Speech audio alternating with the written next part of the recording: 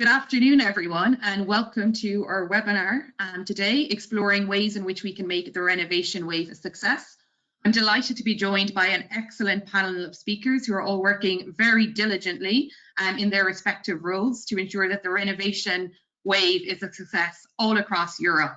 I personally believe that one of the key things that is going to make the Renovation Wave a success is that we have all of the different levels of governance working together, so that we have the European Commission working on the policy and what that means, but also that it's happening at the local level. So really excited about this panel of speakers who are representing all of those levels of governance. So first of all, we're going to hear from Stefan Moser, who's the head of unit of energy efficiency in the European Commission.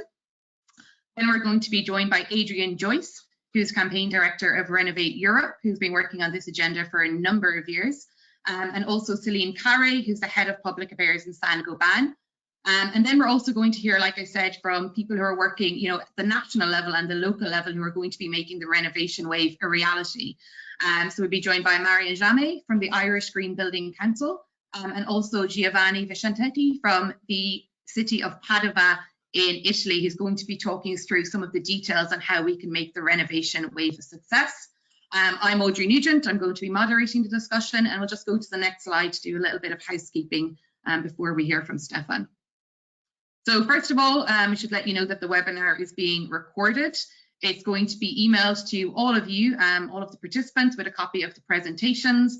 And there's going to be lots of rich content during the discussion, and there's going to be a panel discussion at the end. So really encourage all of you to submit your questions in the control box at any time, and we'll try to make sure we can answer as many as we can.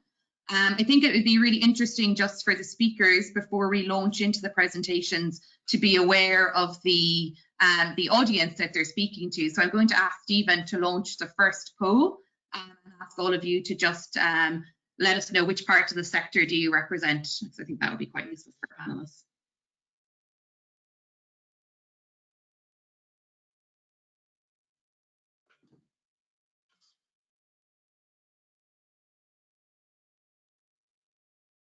Just seeing the responses changing here in real time. Okay, we can close the poll. Probably could have given you guys a little bit of more time, but we'll work with that. So we have a 20% from the public sector, split between local and national, 25% designer, 3% developer, and I'm very interested to know about the 53% other. So hopefully we can find out a little bit more about that during the panel discussion. So we just close the poll, Stephen, and we'll go to our first speaker. So our first speaker is Stefan Moser, who's the head of unit of energy efficiency at the European Commission. And for those of you who are engaged in the renovation space, you'll know that Stefan has been extremely busy this year, launching the flagship policy of the EU Green Deal, the Renovation Wave, which all of us in the stakeholder community are very excited about. So I'm very happy to have Stefan here to provide an overview of this policy and talk about what it means for all of us as stakeholders. So Stefan, I'll ask you to turn your mic on, and over to you. Thank you very much, Audrey, for the very nice introduction. I'm very happy to be here, and I'm sorry also that for a technical problem, the camera is not possible to be switched on.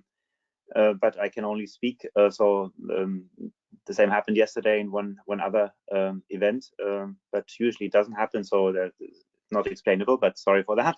So the Renovation Wave is a cross-cutting strategy. You see it on the slides, which is not only about energy efficiency and the Green Deal, but also about economic recovery and improving the lives and livelihoods of people. So that's what basically is our request from the Commission side to all stakeholders and member states involved to have a broad approach and think about different aspects when doing renovations, and also in deciding whether to do a renovation, because there can be really win-win situations on many aspects.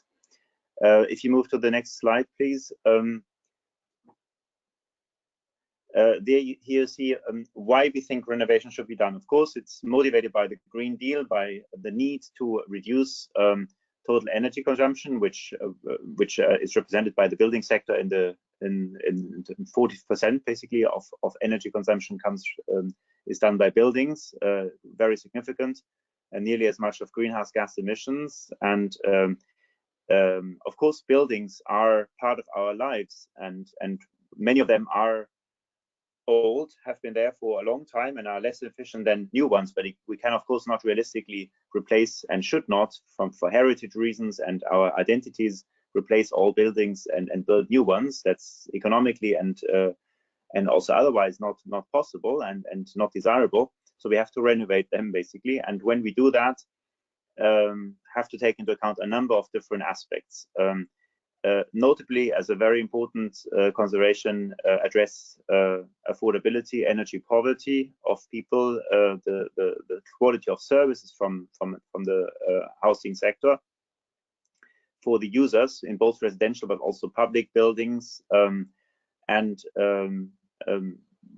in the run-up to 2030, with the increased climate ambition, 55% reduction compared to 1990, there's a huge investment gap, which now we have a chance to address with the significant additional money and funds being provided by the Recovery and Resilience Facility, which is about to be hopefully agreed very soon, and then can be implemented, which comes on top of the usual multi-annual financial framework with the more traditional instruments. So on the next slide, please, you see that we are calling for transformative agenda, really. So to make a step change, efforts have been made on building renovations for quite a while already, and of course important progress has been made, also thanks to you and other stakeholders, but also the member states. But what we see is that with the challenges ahead, with the increased climate ambition in particular, we have to have a step change, really. So we have to see how we do that. And one very important consideration are neighborhood and community approaches. So not think so much about individual buildings, but rather see how entire communities, districts can be improved through renovations, through common approaches, creating synergies, and having a broader urban development or community development agenda behind that. So healthier, greener, and more accessible buildings. Equally, there needs to be a full link realized to the mobility sector, to the electric cars, electromobility in particular, but also bikes, and make buildings an active player in the energy system as producer and consumer of locally produced renewable energy. And moreover, on top of that, we have the digital transition. It's the twin challenge, green and digital challenge. So buildings have to become ready to communicate actively through the inhabitants in the building, collecting data, but also enable the data to be used actively by the inhabitants of a building. And of course, there we have to make sure that data protection is fully ensured, and also cybersecurity. So it's another challenge to be tackled. And we know, of course, also that innovation is still taking place. So we have to make sure that the buildings are ready to link to the digital world, while the devices may, of course, further change over time.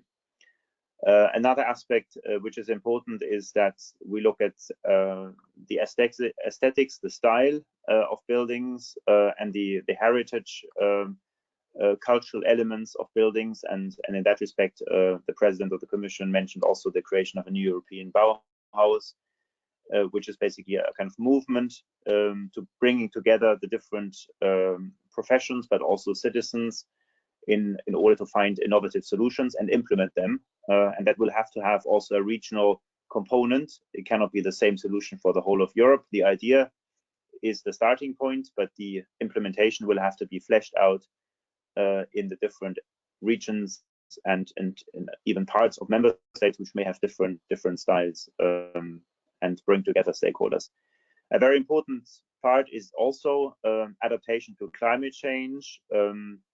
We know that despite all our efforts to reduce temperature increases to the minimum, there will be climate change, and our buildings are absolutely key to ensure health and the well-being of people in heat waves, for instance, to make them resilient to extreme natural events linked to climate change. And that is a crucial thing to have in mind when doing a renovation, how to make them fit for the future when doing such a renovation.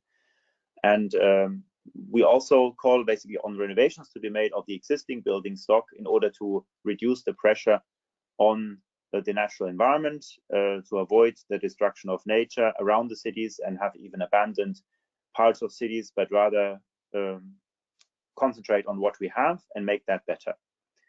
On the next slide, you have a bit the key principles which we have put together as considerations. This is a summary of what I've just said, so I just would like to repeat the words. So energy efficiency first as a starting point, but then also climate neutrality, digital transition and renewables, as well as affordability. And very important, what I haven't yet said so much is actually life cycle thinking and circularity, to avoid that materials being used for the construction of a building, for the renovation of a building, can be reused and precious materials can be recovered from a building being torn down in the future. That will be important because there are many resources which are limited on Earth, and that's why these resources should not be wasted. And today we have the ability to think about that already. In former times, this was simply not on the agenda of the architects, the designers, the engineers of a building. So that's a very important consideration with the circular economy. And then also, of course, partly legacy, but also looking ahead, ensuring the health and of the workers when doing constructions and renovations, to avoid exposure to dangerous materials, but also the inhabitants when a renovation is being done, has been done, that there will be a very good quality of indoor air, but also other aspects, water in a building. And then, as said before, aesthetics, high architectural quality. I think on the following slide, if you move to the next slide, please, this just summarizes some key figures. So the main policy objective is to at least double the annual energy renovation rate by 2030 and increase at the same time the renovation depth, which will lead to about 35 million building units to be renovated by 2030 instead of 25.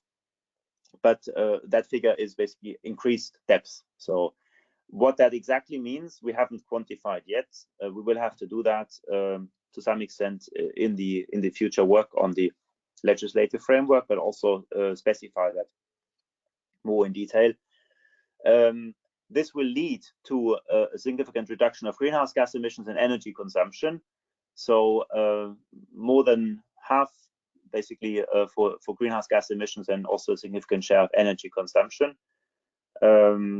This is not the same figure because a lot of renewable energy will come in, so we don't have to necessarily reduce energy consumption as much as we have to reduce greenhouse gas emissions because of the different type of energy we use in the future. And then, of course, it will also create lots of jobs. The job figure here is certainly conservative, and there may be higher estimates for green jobs in construction, and in particular linked to renovations in connected sectors. So there are different views on figures anyway, depending on the modeling. But it seems to be a very good investment proposition also, because it will be local jobs. For 1 million euro invested, we estimate between 10 and 20 local jobs to be created. And that, of course, is extremely important in the context of economic recovery, where lots of people have so far not been able to go back and may not be able to go back to the full in the future to their previous professions and occupations because of structural changes in the economy. The building sector, construction sector, renovation sector is a chance for many people to reorient their careers, acquire new skills, and lead then also and enable that sector to deliver higher quantities and also better quality of renovations in the future. If you move to the next slide, I just wanted to recall a bit the framework which we have. That's the Clean Energy Package for all Europeans. Most recently amending basically and bringing to the highest possible standards the previous legislation on energy efficiency and renewables. But what has happened since then is that the Green Deal has increased the climate ambition for 2030, and the Clean Energy Package was calibrated to the previous 2030 target. That's why we have to open the legislation, but we do not put into question the main components of that legislation. We have to build on that, so we have to fully implement it. That's very important in order not to have a counterproductive message of saying, forget what we have, we will build something new and in the meantime do nothing. But we have to implement it fully and with high speed, and then build on top of that something even more ambitious by looking in particular at the barriers which still hold back in the housing, in the construction sector, the higher rates of renovation. So that is basically the objective of the Renovation Wave, to do that. On the next slide, you see a particular challenge. That's the decarbonization of the heating and cooling sector, which relies to more than 3/4 still on fossil fuels. And there we have to make really a step change towards renewable energy. But of course, so about 40% should be renewable energy by 2030, and also decarbonized solutions otherwise will have to be pursued, even if, for instance, the origin is still fossil fuels, or will still be fossil fuels to some extent, that there should be at least the enabling framework and the possibility to move to fully decarbonized solutions. As you know from the energy system integration strategy, there's a clear hierarchy. So energy efficiency first, then the electrification of the economy, including for heating and cooling using heat pumps. But there will also be a residual role for gases, and gases are not bad as long as they are decarbonized. Yeah? So it's important to have a diversified economy, but what is important is that the climate objectives will be met, and for that we need decarbonized gases. And any solutions put in place in the construction or housing sector basically need to be ready to be fully decarbonized in terms of what gases are used. That's also very important in order to avoid a lock-in. On the next slide, please, you see what we propose in the action plan. The Renovation Wave strategy is an action plan where we have identified 7 lead intervention areas. So it's about providing incentives and better information through regulation, but also requirements, minimum energy performance standards, for instance, that will provide the direction and also how far we should go by when. But you need to accompany that by, on the one hand, funding and technical assistance. Otherwise, you would not get there. And then you need to also improve the ability of the construction sector to deliver, boost basically the volumes needed for such a kind of highly increased renovation rates, both on the side of the industry itself, but also the workforce, where we have had bottlenecks in the past, that there were not enough workers with the necessary skills.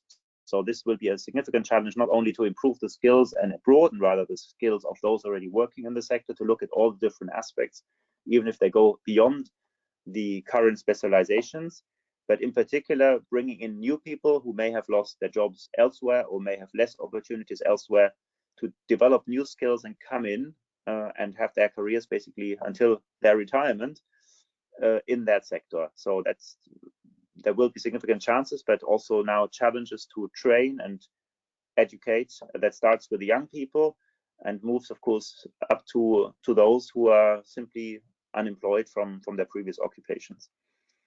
Then on the slide, you see also energy poverty, healthy housing. I mentioned that before, and decarbonization of heating and cooling.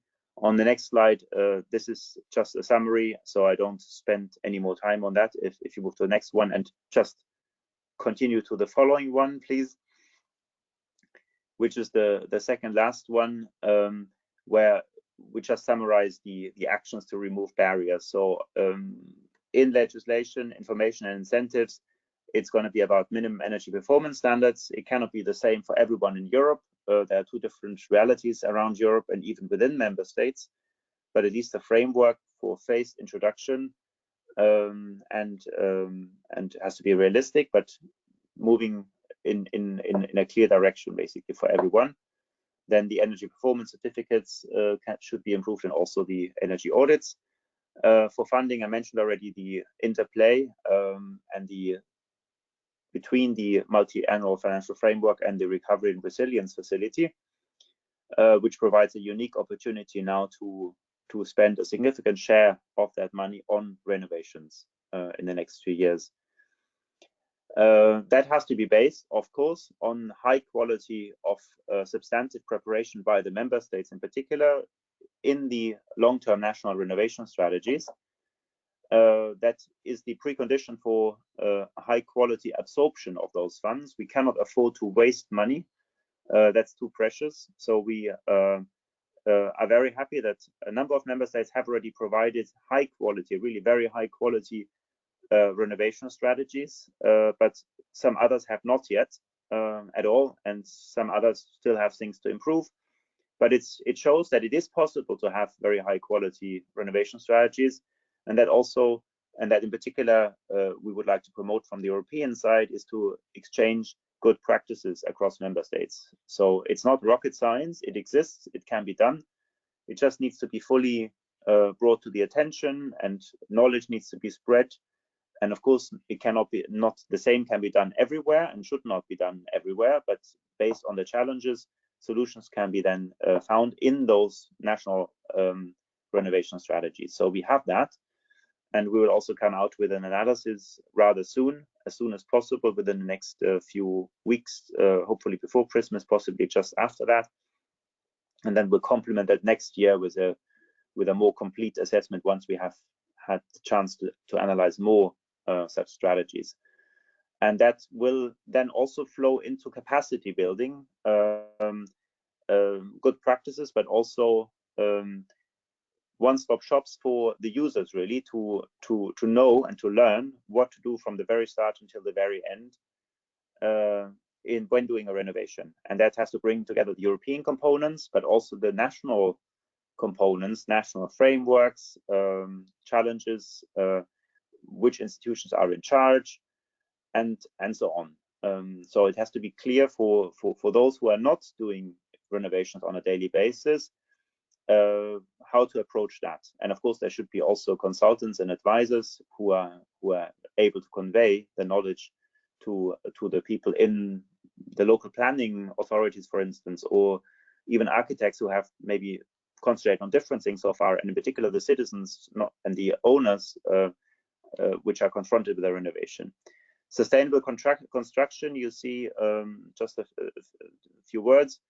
So think about the life cycle, also nature-based solutions, and recoverability, avoiding waste, and of course the digital side that has to come in really at this point.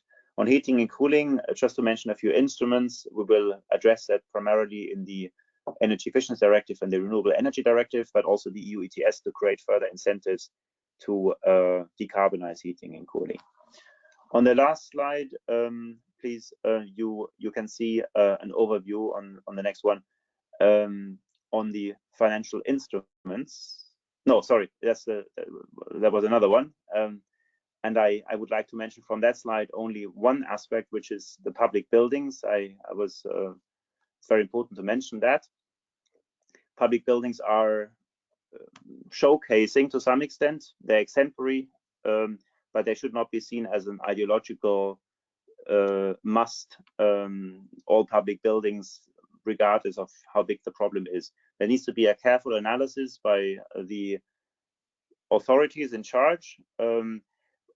What are the wins? What is the added value from a renovation? If there's a big gap, basically, or not so big gap and what to prioritize basically.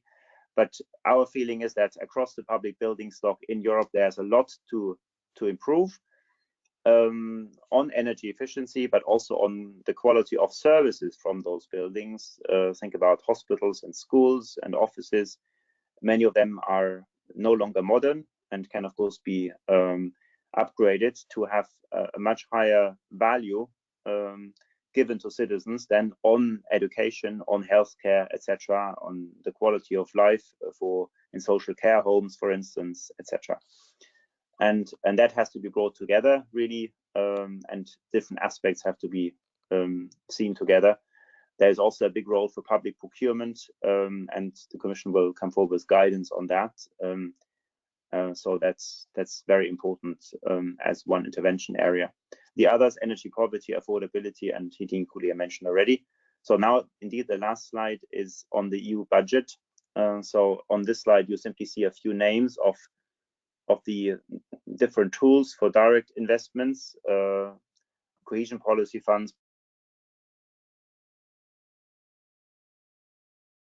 but also recovery resilience facility and the just transition mechanism. What is crucial is to leverage private investments. So public money is not enough to do this.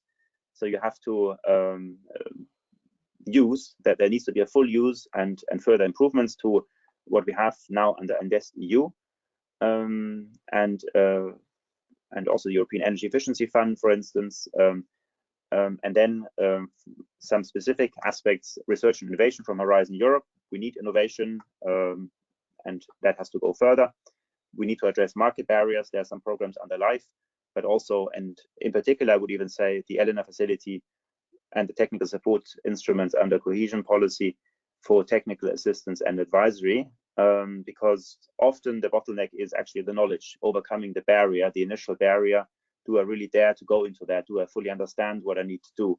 And this is coming from there. So of course, we are very open and very happy and grateful to you, having already contributed a lot on the subject in the past, and look forward to continuing that, because now we really need to get to action, move beyond the strategy and move into the different things which have been announced. And for each one of those, of course, there will be a public consultation and more intensive work to be done. I would say what is ongoing already is the work on the recovery plans, where member states are sending in their drafts, and that is being discussed between the Commission and the member states. And of course, should also be based on public interaction at the member state level, that stakeholders have a chance to comment as well. And we count, of course, on your continued commitment on that. Thank you very much for your attention. Great, thank you so much, Stefan. Really helpful to get such a thorough overview of the contents of the Renovation Wave. Really happy as well to hear that you're sticking to the focus of the principle of energy efficiency first, but also focusing on an integrated approach, and very encouraged about your commitment to also consider life cycle. And I'm sure everyone on the call is also very interested to hear about how the recovery funds can be channeled. So I'll just move on and introduce our next speaker, who is Adrian Joyce, who is going to give us his appraisal of the Renovation Wave. I recently described Adrian to a colleague of mine as somewhat of a renovation guru in Brussels, and he's been working in the space, I think, for at least the last 10 years. So really interested to hear your reaction, Adrian, to what Stefan's just presented, and also to hear a little bit about the area-based approach that we're seeing in the Renovation Wave. So over to you.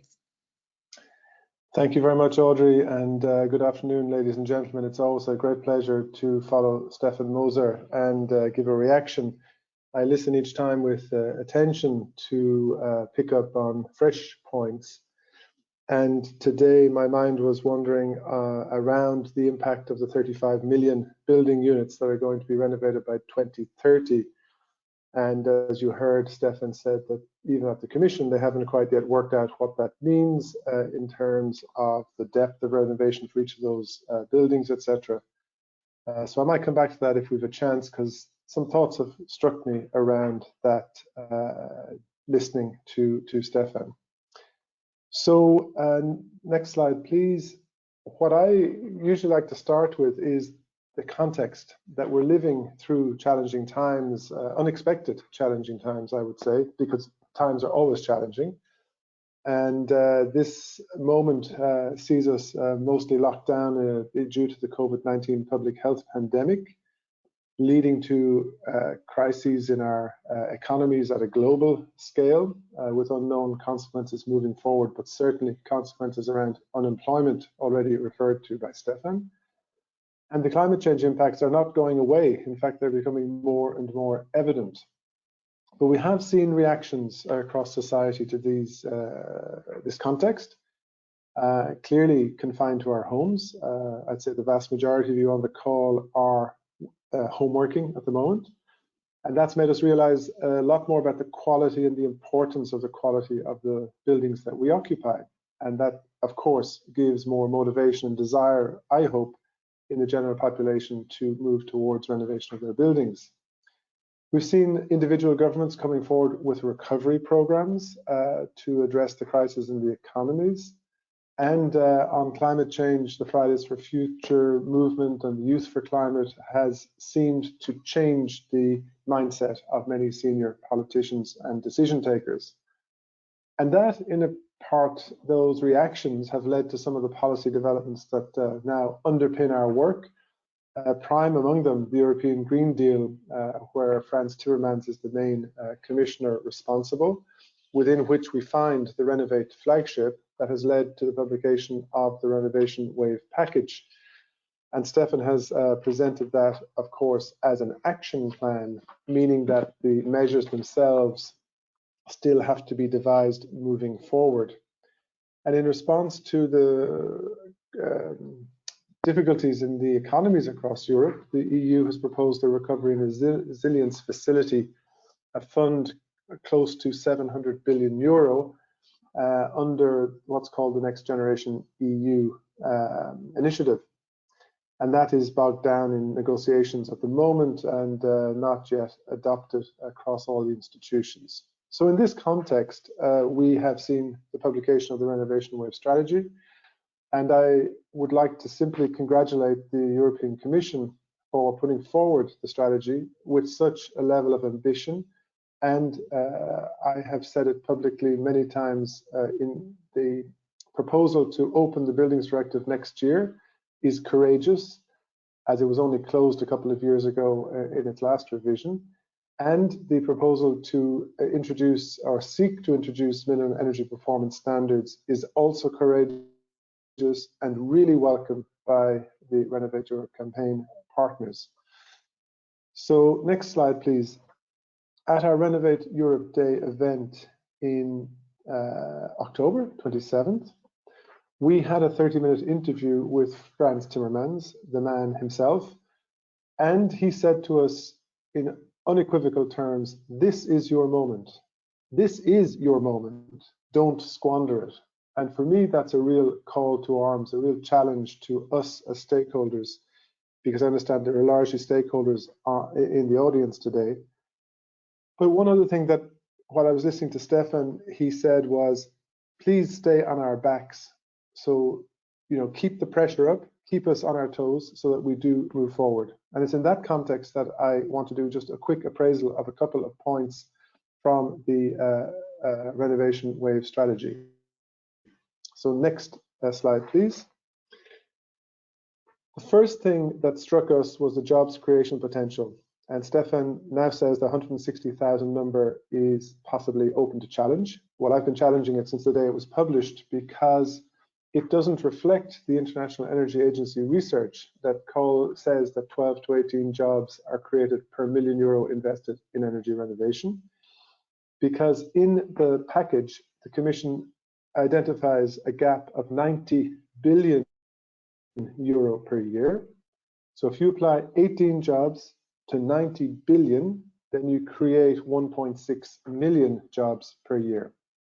And I have called on the Commission to review and revise that number. And I understand that research into the methodology behind the 160,000 number is underway. And I look forward to hearing more about the methodology that was used. It may be that the green jobs word, the green word, is weighing heavily there, but I would put it to the Commission, it's much more powerful to talk about the full number of jobs that can be created, and indeed the number of jobs that can be absorbed from sectors in trouble due to the economic crisis.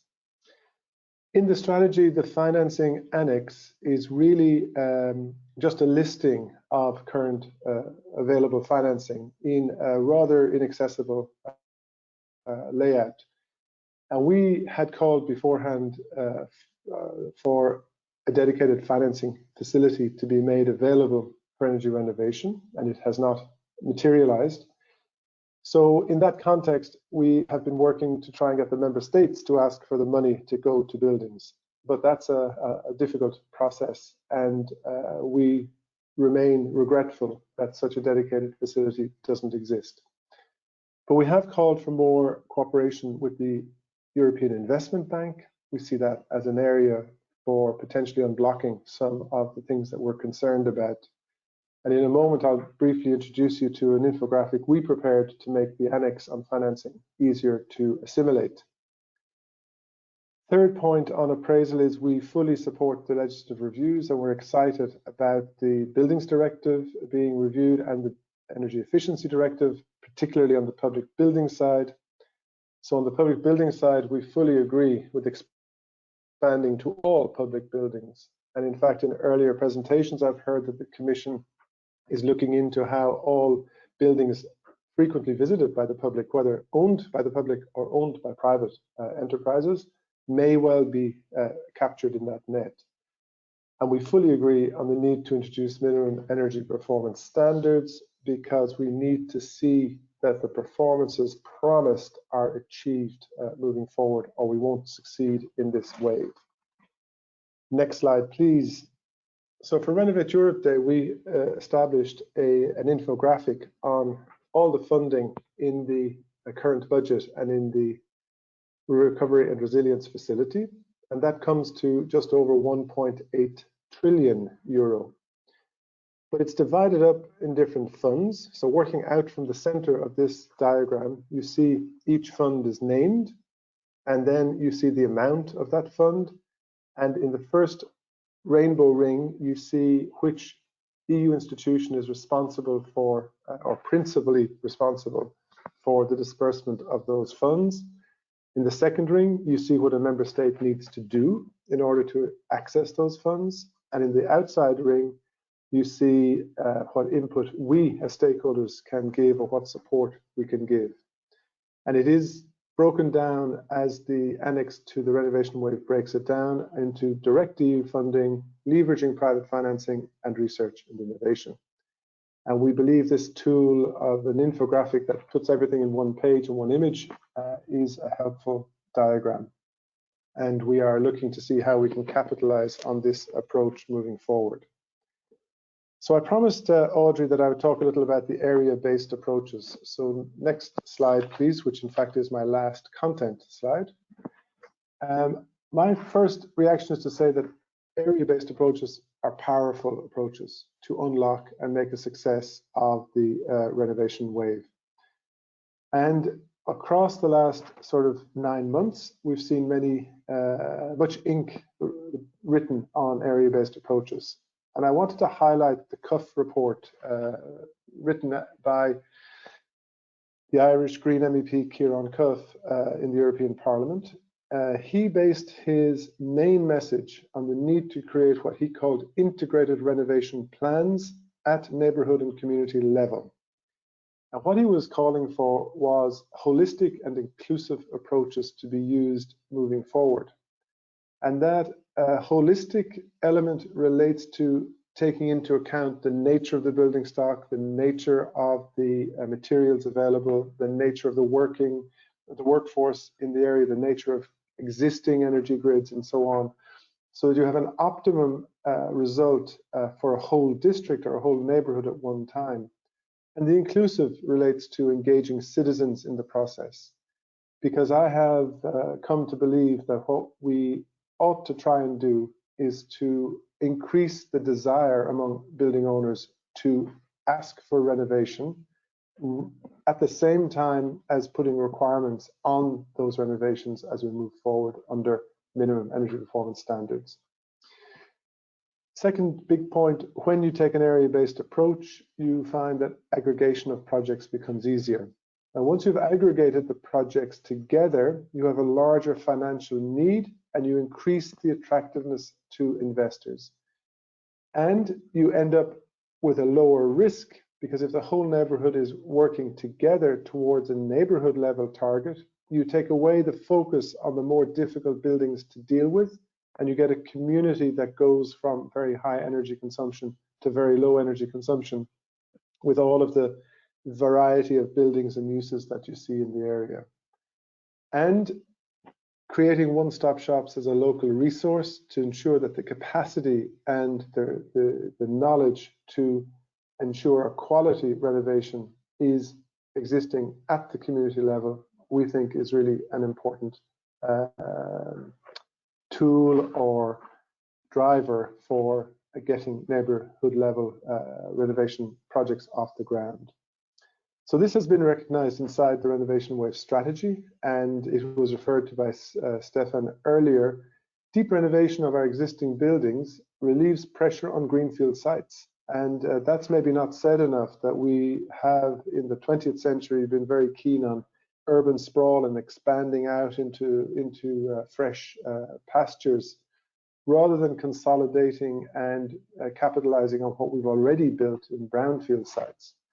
And one of the promising approaches we've seen and highlighted in the Renovate Europe exhibition last year is the option to do a top-up, building an extra floor or two on a building at the same time as doing the deep renovation of the existing structure, therefore creating more usable space within the existing urban areas.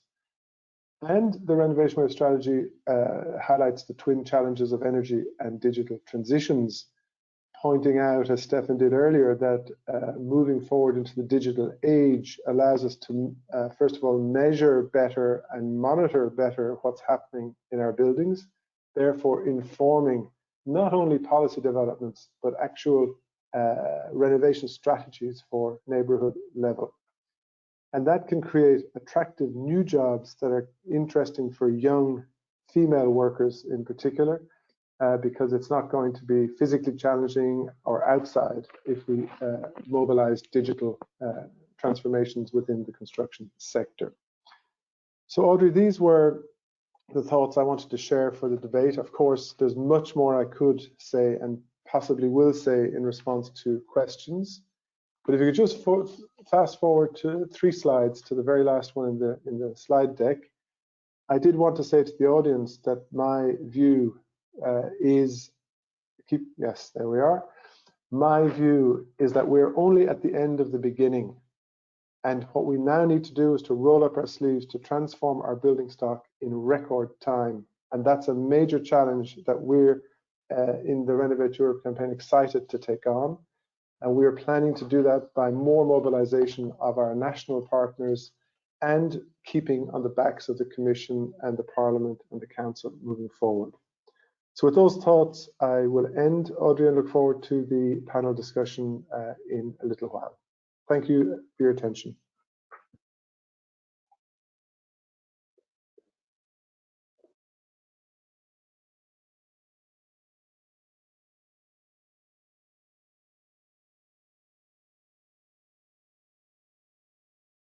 We've lost Audrey's connection, so I'm going to just Stephen. We're going to quickly move on. We're running slightly behind schedule, but we'll move on to Celine Parry now, who's going to.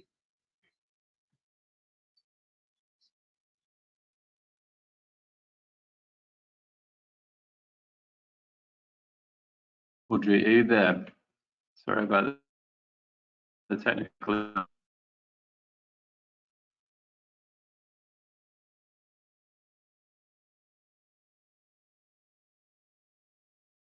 Sorry, everyone. It seems like we're having a few technical issues there. Stephen, shall we move on with the slides and introduce Celine's presentation? We'll keep going. Okay, Miles, are you hearing me okay? Just to check it's coming through okay. Yes. Yes. All right, so thank you, Adrian, for that really insightful presentation. I'm sure we'll have lots of interesting questions for you in the panel discussion. Yeah, it's my pleasure to welcome Céline Carré, Head of Public Affairs from Saint-Gobain. Céline is a good friend of our network, and we work very closely with her and our colleagues at Saint-Gobain, so I'm looking forward to your presentation. Céline, I'll hand over to you now. Okay, can you hear me well, Stephen? Yes. Yes, we can hear you. Okay, thanks. Okay, thank you very much. Yes, I'd like today to reflect on a bit on what has been said, and I was asked to provide some insights on the topic of minimum energy performance standards, which is new and which is very exciting. If you can move to the next slide. Yes, I'd like to take a step back and put ourselves into where we were at a year ago, where probably few of us, or if not any, had heard about the concept of a renovation wave. So it came shortly before Christmas as a promising gift, but at that time we didn't know much what could be in it. It was a bit of a vague, very vague concept, I must say. We heard about climate proofing, we heard about digitalization, enforcement, a new initiative on financing, but it was not very clear. And I must say that we can welcome what has been published on the 14th of October and presented by Stefan a few minutes ago. We can welcome not only the level of ambition of the renovation wave, but the fact that it comes together with a clear action plan, and this in 10 months. But if you move to the next slide, yes, just to you can move to the next one. There was a little animation. You can move to the next one. Just to illustrate that the challenge is quite big, because actually what we're trying to create is probably not just a wave, but rising tide that would last for decades. And this is quite challenging, not only because we want to be on track for 2050, and this is about a decarbonized building stock, above 200 million buildings to be renovated. We want to be on track for 2030 with recently upgraded climate targets of at least minus 55% greenhouse gas emission. And we know it would mean 60% for buildings. I would also challenge the figures of buildings to be renovated by 2030. The renovation wave mentions 35 million units. But I believe it should be higher. So the figure you see here is just breaking the total number by 3. We know that the first decade will not see the needed acceleration of renovation rate, but these are the figures we need to keep in mind. So what would the journey involve if we had to prepare for that trip? Yes, for sure, at least doubling renovation rate, probably tripling.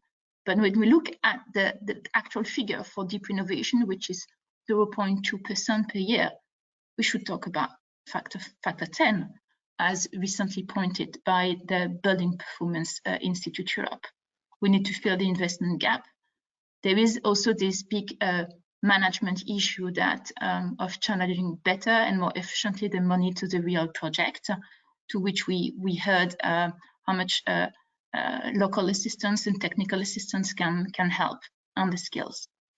But I'd like to say that as challenging and as tough as it looks like, the nice thing about it is that the multiple benefits are coming as soon as we start. So basically, as soon as you start improving the building, you can feel better at home. If we improve schools, these are kids that are learning better and teachers that are less tired because of either the bad conditions for thermal, but also for acoustics. So the idea is really to improve the quality of life in all the places where we are at.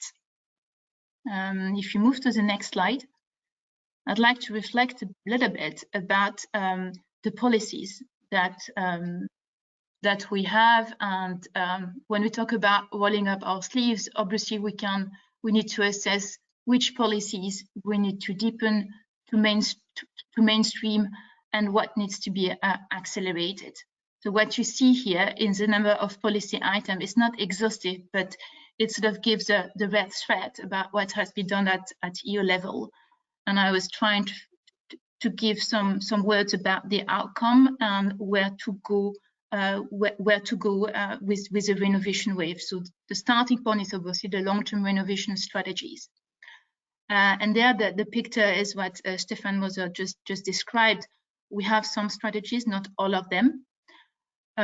We had good examples, recently flagged the Spanish renovation strategy.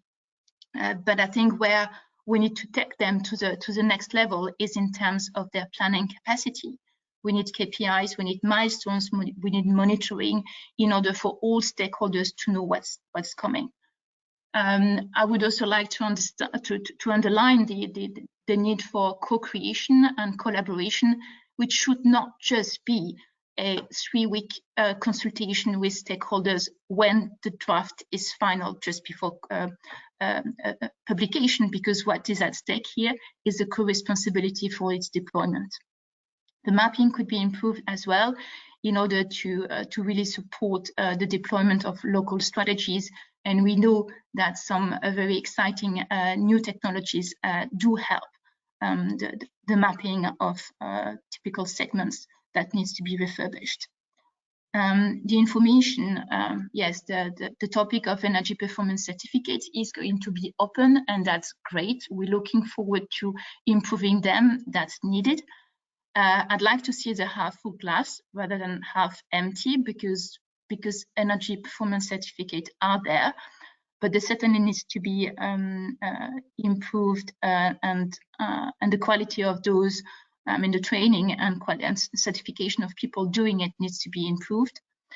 But the thing is that people having an energy performance certificate in hand do not necessarily know what to do, and do not have the perspective in place for what measures to implement by when. And this is where minimum energy performance requirements should kick in together with building renovation passport to make this much more practical and to give this information, very valuable information, some practical meaning. That has been said already on the support scheme.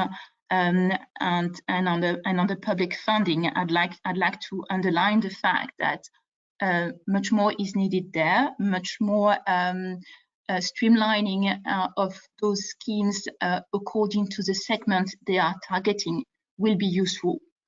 But in order to boost the uptake of services and of advice, it would be hugely useful that people know by when they need to implement some measures.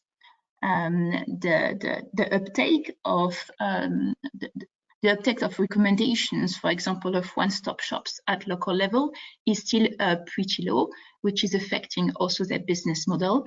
So we need to work there by giving more perspective to the people that have been approached. And on the regulatory requirements, they exist for new building, and in about 40 days, the NZEB requirements will be mandatory all across Europe. This was the deadline for all buildings, not just public buildings. But such dynamic does not yet exist actually for existing buildings. We have some requirements in the EPBD that are mainly aimed at a component and at major renovation. So basically it tells people what to do when they undertake certain type of renovation, but so far they do not address and incentivize directly the decision to renovate. So I think this is something to be looked at.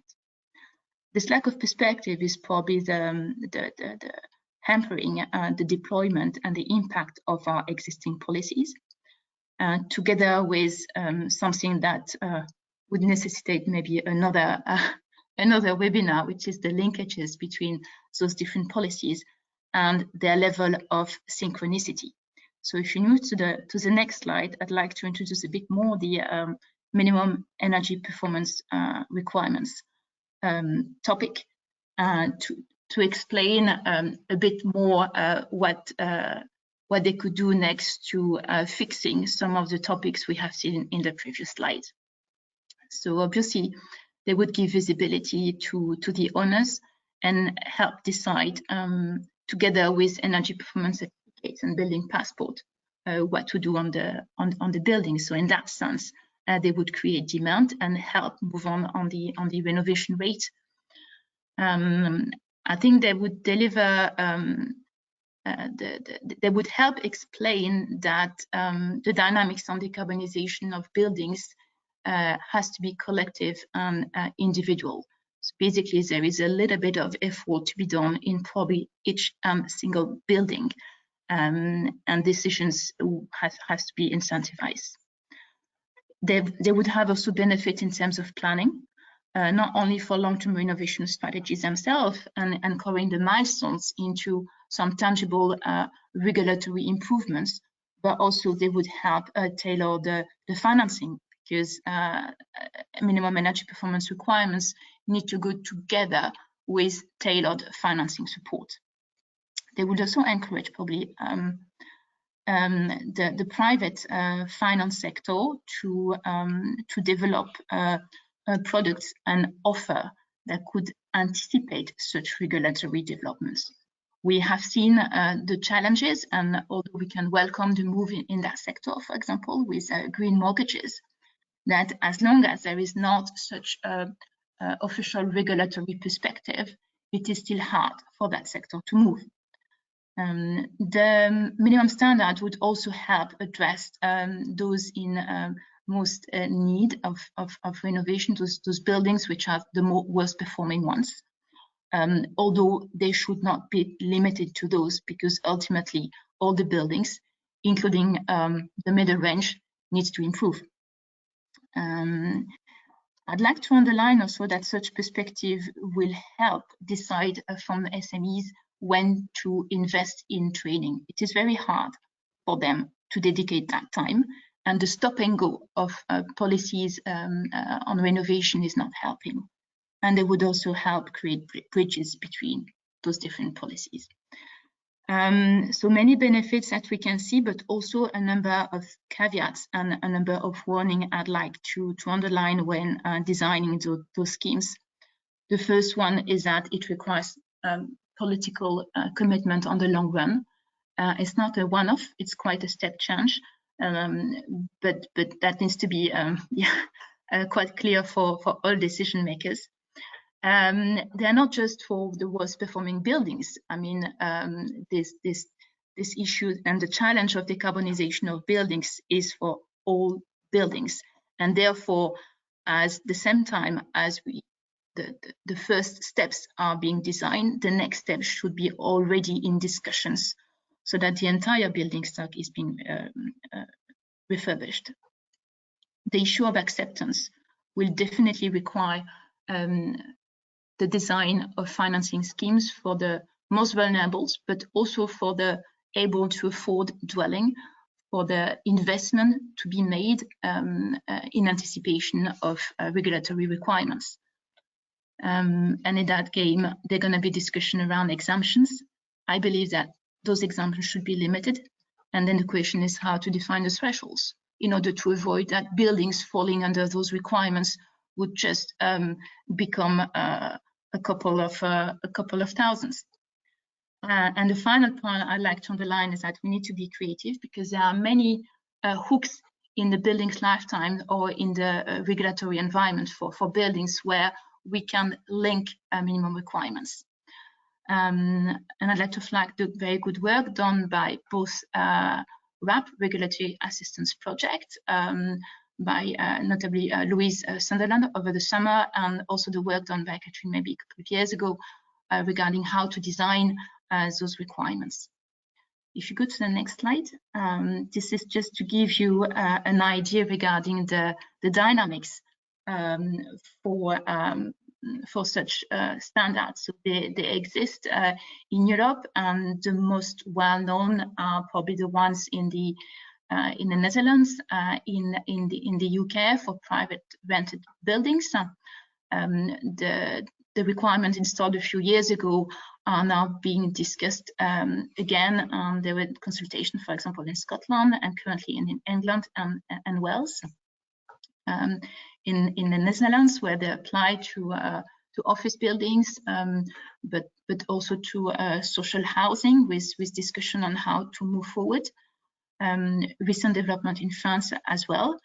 But I also like to flag some interesting developments in the US, where currently they are installed at city or state levels, which also shows the dynamic with the local level that Marion is going to talk about in a few minutes.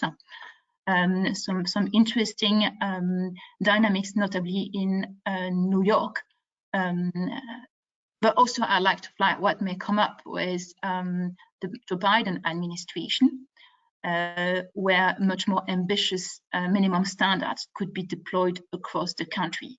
So now I'd like to flag that maybe it's not just a European renovation wave, but a global renovation wave that will be deployed. And to go to the final slide and to conclude,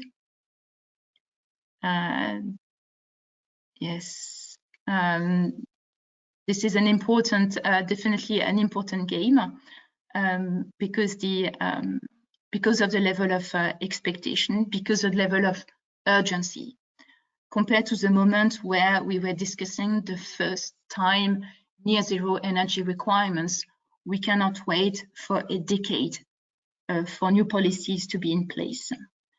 And the delivery of the renovation wave has to explore what is well done in our existing policies, how we can best exploit and exchange best practices, but also looking at them with a new pair of eyes and seeing what's missing. And I think what's missing are those probably minimum requirements.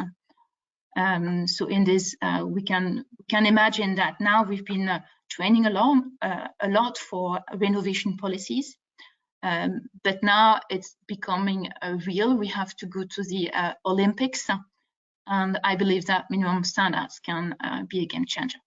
So I thank you very much. I wait your question on the next presentation. Excellent. Thank you so much, Celine, for that really helpful overview. I'm going to quickly move on because we're running slightly over time. So we're going to introduce Marion from the Irish Green Building Council, who's going to talk about the role that cities can play in delivering the renovation wave. And Marion, I'm going to challenge you to keep this succinct so that we can have some time at the end for questions with the panel. So over to you, Marion.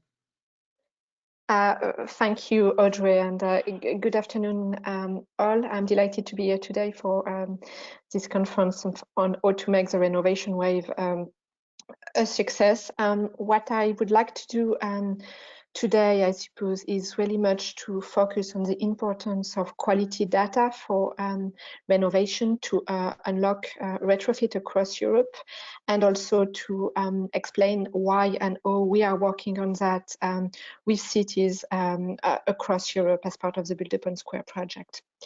I would like to start with that quote from the Renovation Wave initiative, and I think no one here is going to challenge that, I suppose. Obviously, energy renovation is great to decrease the CO2 emission, but it can also generate far-reaching social, environmental, and economic benefits. The challenge there is that it's often, I suppose, difficult to really measure these wider benefits. Next slide, please. Next, yeah.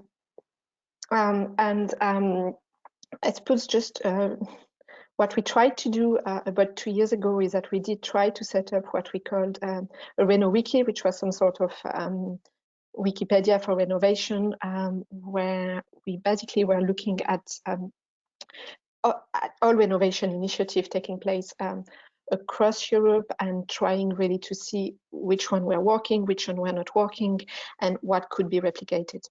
The challenge that we faced at the time is that we found it was very difficult to find any data really on the impact of this renovation initiative, especially on wider benefits. And if any data on impact were collected, they were not collected, I suppose, in a structured way, meaning it was very difficult to compare this initiative.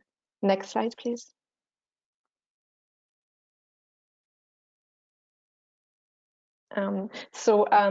What we are trying to do now, I suppose, with number of cities across Europe is to support them in developing what we call a multi-level energy renovation framework. So a framework that will help them in gathering data on on the impact, of their energy renovation initiative in a structured and consistent way. The framework can be used both at city and at initiative level, so it's very much a bottom-up approach. And really the idea there by capturing this data is obviously to inform renovation strategies, to support policy decision making, but also at local level, really to support cities and municipalities in making a better business case for energy renovation. Because if we talk only about CO2 emissions, obviously this is very important, but it's not always a way to sell, in a way, energy renovation. So it's important to have good quality data as well on this wider benefit. It's also a nice way, I think, of engaging with citizens and with a wider audience, which I think is important given that cities actually have a critical role to play there in engaging at local level. So really, that's really what we are trying to do with the framework at the moment. Next slide, please. Yeah,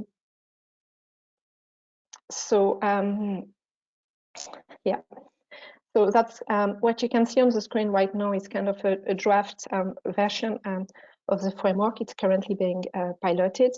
It's really structured around the 3 pillars of sustainability, so economic, environmental, social. And as you can see there, we are covering topics that have been mentioned today, obviously CO2 emission reduction, improvement in energy efficiency, but also reducing energy poverty or job creation and so on. The idea is really to make it easy for municipalities to use the framework, to capture this data. So that's why we are working as well with the Covenant of Mayors, with the idea that the framework can eventually be incorporated, I suppose, into the existing reporting systems. Next. So, as I say, we are currently piloting, testing the framework with 8 pilot cities across Europe.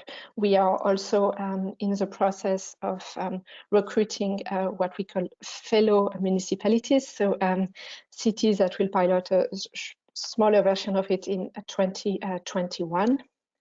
Next slide, please. And why I'm mentioning the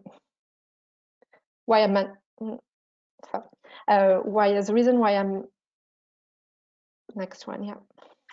I'm not sure why it's not moving, but really the reason why I'm mentioning this is really because I think, as it's clear from the Renovation Wave initiative, if we want really to have a successful wave, we really need to mobilize everyone, I suppose, to act on energy renovation. And there, like local authorities and cities have a critical role to play on the ground on the implementation. And I think this data will really support them in making that business case and in designing better policies, in also being able to identify like initiatives that are worth replicating. And really, as well, as I said, in engaging with citizens, because that's really something they can definitely do. And really, to conclude, because I know we're a bit tight on time, as I said, we are currently recruiting like fellow local authorities like to support us with the development of that framework. So if I'm sure there's some local authorities on the call today, so if you are in one of these 8 countries and you're interested in being involved in that process, in piloting it, testing it, please get in touch with your local Green Building Council. And that's really it for me for today. So thank you all, and I look forward to your questions. Excellent. Thank you so much, Marion. Really key to be getting that data, and I think the role of this impact framework that we're developing with Build Upon is going to be super helpful. Very quickly, we're just going to move on now, and we're going to go to the really local level on monitoring renovation progress. We're going to hear from Giovanni, who works for the city of Padova, and he's going to talk about their experience with the Build Upon project and the work that they're doing. So over to you, Giovanni. Thank you very much. A challenge to you to keep it within 7 minutes so we have some time for discussion with the rest of the panel. Okay, thank you. So the city of Padova is a medium-sized municipality, more or less 200,000 inhabitants. Please, next slide. And we are developing a sustainability strategy since 20 years. And we started with, yes, thanks. One more. Okay, we started 20 years ago with the municipal energy plan, and our first milestone was the drafting and the approval of the Sustainable Energy Action Plan in 2011. It was really important for us to prepare the first plan of the municipality. And in the last 5 years, we are working also with adaptation, starting to merge the mitigation and adaptation topic into an action plan. We are going to approve this plan next year, and this is our plan for the next decade. We have some goals and objectives toward 2030, and they are very important for us because we have to identify a roadmap and we have to monitor the implementation of the roadmap each 2 years. Next slide, please. This long planning process was really a tough task for us. We decided to try to implement some EU projects and to find some resources, economical funds from the EU level and national level. And now we are really focusing on the building sector. The last 3 projects you can see, the Superhero project, Part of it Expanded, and Empowerment are focused on the refurbishment of the private buildings. Part of it Expanded is focused on the implementation of a one-stop shop in the city and the replication of this activity in other cities in Europe. Superhero is focused on the refurbishment of supermarkets in our city, so a really new topic. And Empowerment is focused on the energy poverty issue, and because it's an increasing issue in our city, and particularly during this last year with the pandemic. Next, please. Our polar star in the city, in the municipality, is the SECAP now, the Sustainable Energy and Climate Action Plan. We are drafting and we are approving next year. We tried to identify 6 main pillars. One of those pillars is dedicated entirely to the refurbishment of buildings, the pink circle, so energy efficiency in buildings. And we have more or less 20 actions related to the refurbishment of private and public buildings, and also social housing, of course. For each action, we are trying to select 2 monitoring, monitoring data, because we are trying to understand if the roadmap is going to be implemented and if our objectives and goals can be reached towards 2030.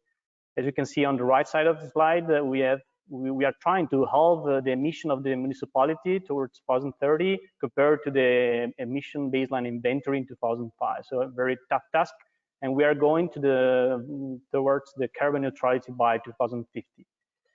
Next, please. Very quick.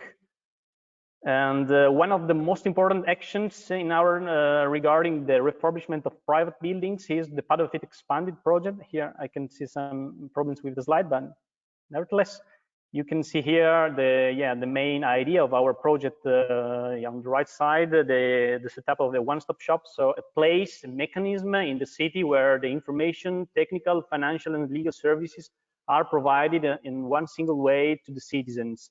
With this project, we are trying to merge, to link the demand side, so the citizen in our city, and the offer side, the corporations, the professionals working on this topic.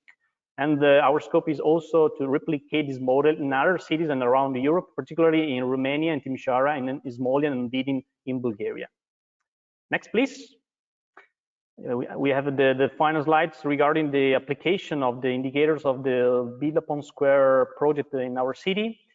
This project was very important for us because with this project we tried to review the indicators and to find out new indicators to evaluate the effectiveness of the policies we are putting in place at the municipal level. Of course, we are trying to include new indicators in the SECAP, and we are also trying to activate some peer learning with other cities in Italy, as Brescia, for example, and with local stakeholders. We are trying to engage the private sector in this project, but of course in the implementation of our SECAP. Here on the right side, you can see also the main data sources we are trying to use to monitor the SECAP and the Build Upon2 project. What is very important for us is to identify few indicators, quantitative indicators, to understand with a quantitative approach step by step where we are going, and of course some relevant data sources. So for example, the statistical agency at national level, or INEA, the energy agency, working also at the national level. In this regard, it is very important to understand the multi-level approach we are trying to put in place, because we are working also with the region, with the national level, of course with the EU projects, with the EU level. Next, please. In this slide, and the next slide, you can see some indicators we are trying to collect, and to collect with a continuous approach towards 2030. You can see here how is the situation in the refurbishment sector in the Padova, and how many money have been invested in the private sector. You can see on the left side the money spent in the refurbishment by typology of intervention and by construction period of the buildings existing in our city. On the right side, you can see the average cost of the kilowatt hour saved. It's a very important indicators.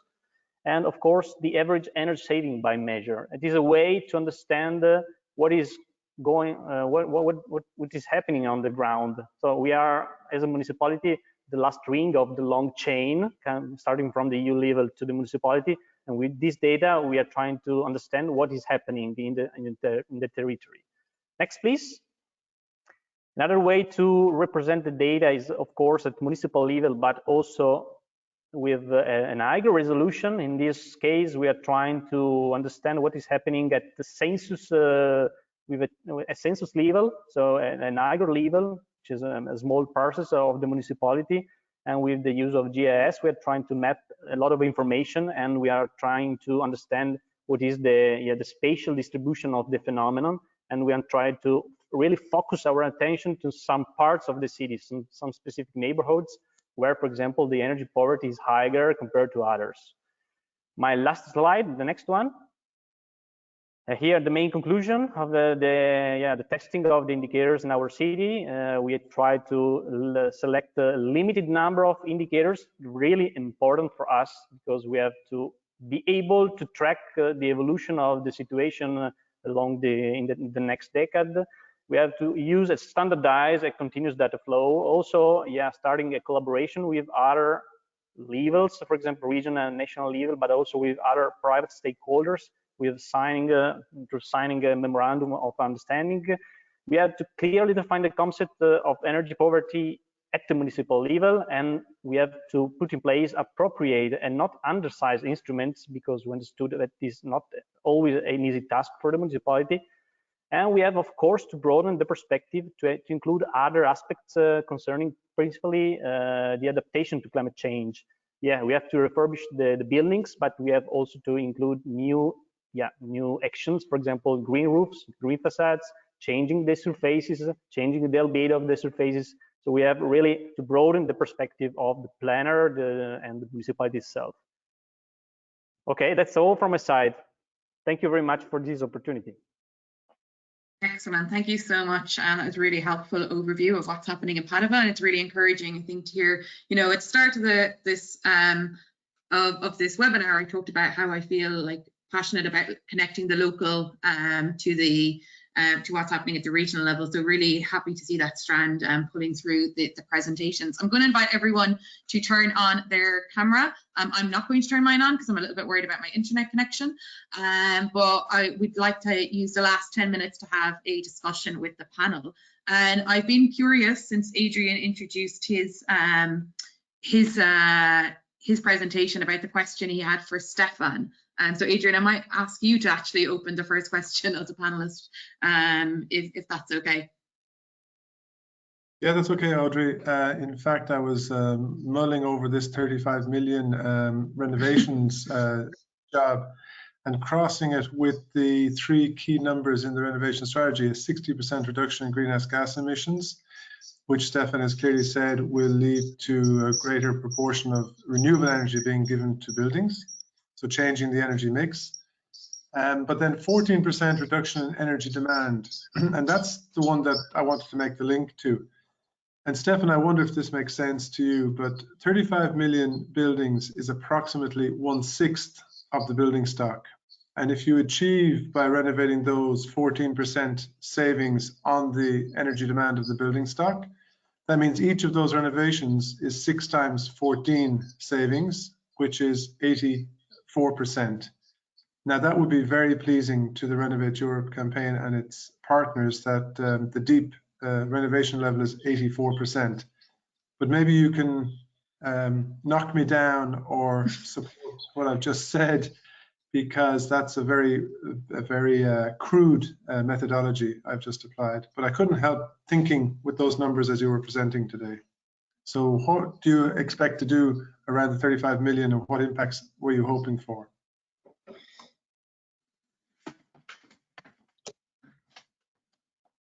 So I don't know if Stefan is there. I can't hear him.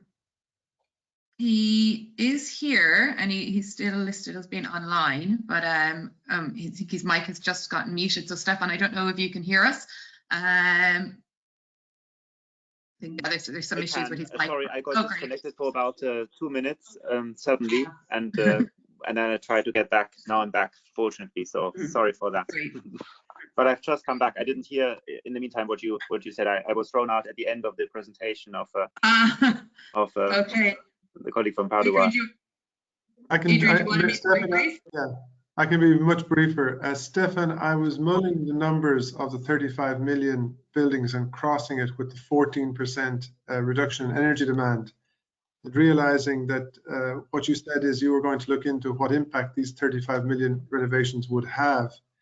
And I was thinking, if those renovations lead to a 14% reduction in the overall energy demand, and they represent 1/6 of the building stock, then each renovation is an 84% reduction in energy demand to get to 14%. It's 6 times 14, which would please us a great deal. Do you think that's just too crude a methodology, or what? Can you cast light on what the Commission is going to come out with in terms of those 35 million buildings, and what do you mean by the deep renovation of those? Well, I mean, these are figures, of course, which have been established on a preliminary basis. Now we have to come to the actions, basically. I mean, we have to see what, in terms of modeling, what is necessary to flesh out for instance, the minimum performance standards, etc., and all the other things. But we are not, I think, now engaging in a major effort to establish exactly which and what exactly one of the figures mentioned means, because they're simply that only to the extent that this is necessary for the follow-up actions. I mean, that of course can be discussed and so on, but it's something which in principle we are not really going to follow up on now in depth. So. Okay, thank you. I mean, I cannot tell you exactly what figure now means. These have been established, and that's basically where we are currently. And of course, we can look at some figures, but they are not necessarily now relevant for judging the follow-up actions, and that's what we are going to focus on. Otherwise, we will never get there. Great. Okay, thank you for that, Stefan. I'm just looking at some of the questions that are coming in through the question box, and I think there's a common thread here, which is a lot of people are asking questions about energy poverty and how do we implement a renovation wave, that benefits everyone. So I guess that's an open question to the panel, but Stefan, I'd like to go to you first to get a quick reaction on that, and then maybe hear from some others as well. Yes.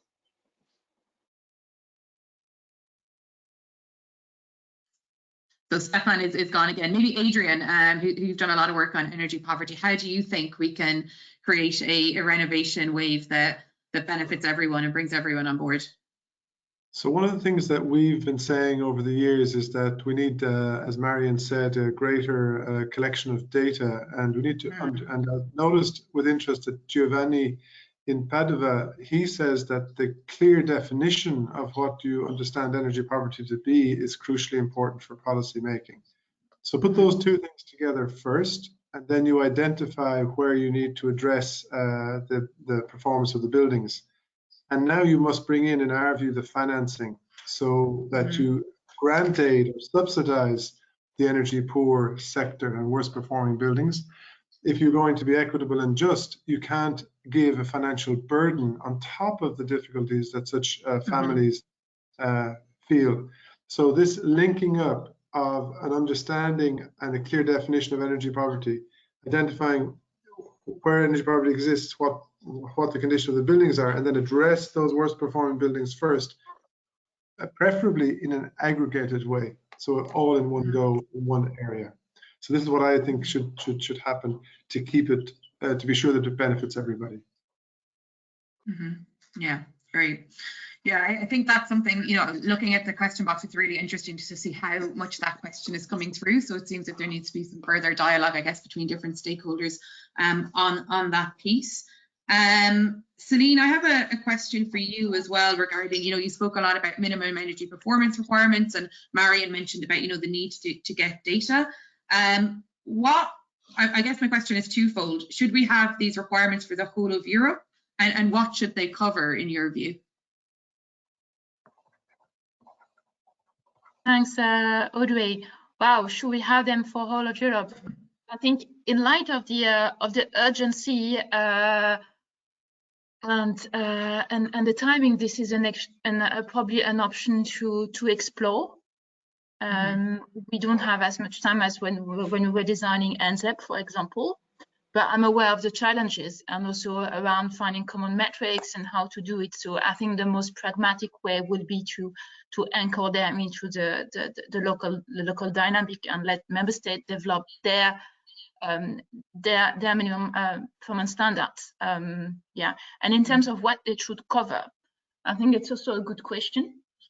I would again call for pragmatism. We're talking here about energy renovation and the need to cut down the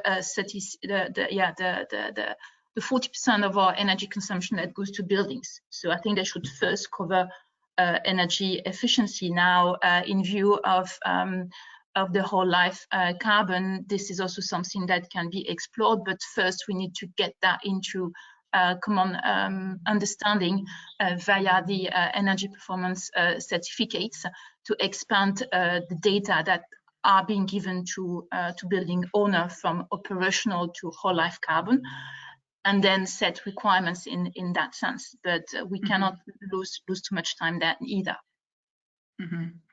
Marion, I'd like to just bring you quickly in on that point. I know that the Irish Green Building Council have done a lot of work on minimum performance standards, and you know, Celine has mentioned letting member states define their own standards. What would your perspective, you know, from working at the national level be on the introduction of these standards? And Giovanni, quickly to hear from you as well, if you have anything to add.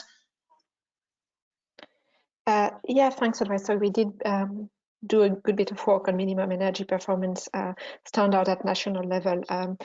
Last year, I do think they do have a clear role to play, especially like I know when we were talking about energy poverty. I mean, especially the definition is important, but I think in that case as well, that's where I see really minimum energy performance as standard coming in first. Personally, in terms of just transition, I think that's something that is important, and obviously with funding as well. But in relation to the minimum standard, obviously from our point of view, the key thing is really to have a clear timeline so that people know when they are going to come into force. And I think that from that point of view, that could help as well in terms of designing the strategy and having clear target and monitoring them, as it was mentioned, as part of the long-term renovation strategy. I see that as helpful.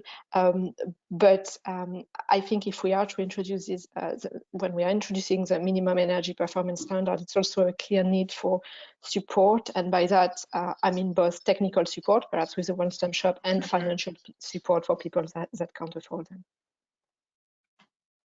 Great, thank you.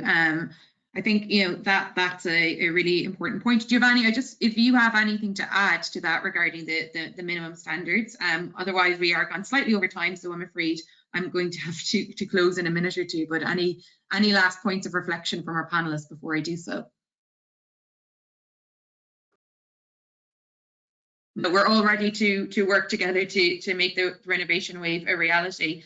Like I said, I'm really encouraged by the work that's taking place across all of these different levels of governance to make this a reality. There is a lot of challenges, we all know that, but I think what I see today is there's a lot of people who are ready to take on this challenge and work together in a collaborative manner to make it a reality. We've had at times over 100 people on this conference today and who are still engaged with us now, so thank you for bearing with us. We've gone slightly over time, but I hope that's okay. And we'll be sharing this this recording on our platform, so do stay tuned. I'd really like to thank all of our panelists for their rich presentations and their contributions to the discussions. I wish we could go on a bit longer, but unfortunately we're going to have to close on that note, so thank you again. Thank you. Thank you very much. Thank you. Have a good afternoon. Yes, thank you, Audrey, and World Green Building Council. Bye, everyone. Bye. Bye. Bye-bye. Bye-bye.